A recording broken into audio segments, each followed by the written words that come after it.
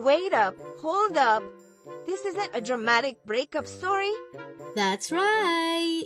Besties and homies, today we're doing something different. Listen, I have done nothing but spill the tea about tragic love stories and toxic exes. And honestly, I deserve financial compensation for reliving that trauma. But I am 614 days sober, and lately my mental health, no low lows, no high highs. I am okay. Making videos, telling stories, it's keeping me grounded. It helps me cope, and you know what? We're taking that energy and making it spooky today. Because while my love life may be a horror story, this is actual nightmare fuel. So turn off the lights, or keep them on if you're a little coward. No judgment. Grab some snacks and prepare yourself for a story time. Let me start by saying I know what I heard. People love to say things like, it's just in your head, or you've always been into creepy shit. Maybe you're just scaring yourself. Maybe I am. Or maybe something else is scaring me. See, I've always felt like something follows me.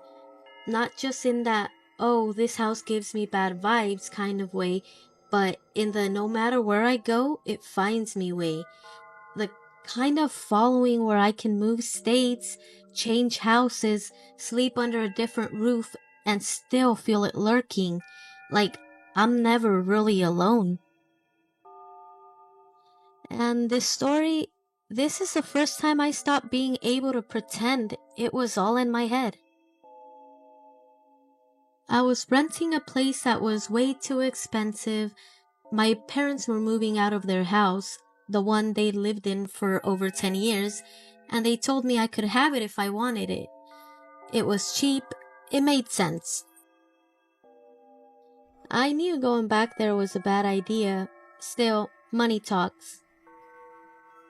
At first everything seemed fine, just the house, and then the whispers started. I brushed them off. I have bipolar disorder. I know stress can trigger hallucinations, and I'd been under a lot of stress, so I told myself, it's just my brain playing tricks on me. I ignored it. Weeks passed, everything was fine, until I heard my kid calling for me. Mom. It wasn't a scream, it wasn't urgent, just a soft call. Mom. I almost answered. Almost. But the second I really listened, I felt it. Something was wrong. See, my oldest child has a very specific voice, monotone, quiet, but this wasn't them. The tone was off, not deep enough, not light enough, just off. Mom. It was 10 a.m., a school day. My kids were at school. There was no one in the house with me. The realization hit like a punch to the gut. I fucking froze. I didn't run. I didn't speak. Some old primal instinct in me, the kind that knows when a predator's near, told me not to move. The room felt colder, the air thickened, pressing down on my chest. It was like the house itself was listening. The only thing that pulled me back was that I was already on a Discord call with a friend. I told them what happened, I talked it out, forced myself to laugh about it, and eventually it stopped. The whispers faded, and the house felt normal again. It was a rainy Saturday morning, the kind of deep soaking rain that makes the world feel heavy and distant. Everyone else was asleep. It was just me, scrolling through my phone at 6 a.m. Suddenly, I heard a cough. A small, sharp cough, like someone clearing their throat, right outside the bathroom door. Then clear as day. Lydia. I didn't even hesitate. Yeah, I answered, glancing toward the door. The second the word left my mouth, I knew I had fucked up. The house went dead silent. Lydia. The same voice, but this time, I felt the wrongness in it, like something was mimicking him, but not getting it quite right.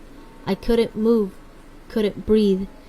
It felt like something had wrapped its hands around my lungs, pressing, waiting.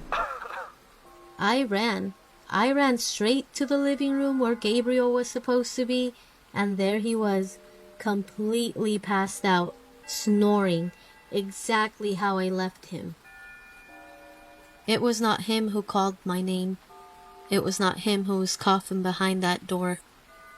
I knew what this was. It was a mimic. It stayed quiet for a while, let me think I was safe. Then, one night, it did something worse than just say my name. I heard my own voice. Hey. Soft, playful, but it wasn't coming from me. I wasn't speaking. I can't even explain how unnatural it felt, hearing my own voice outside of my body. It was like, for a second, I wasn't real, like something had stolen a piece of me.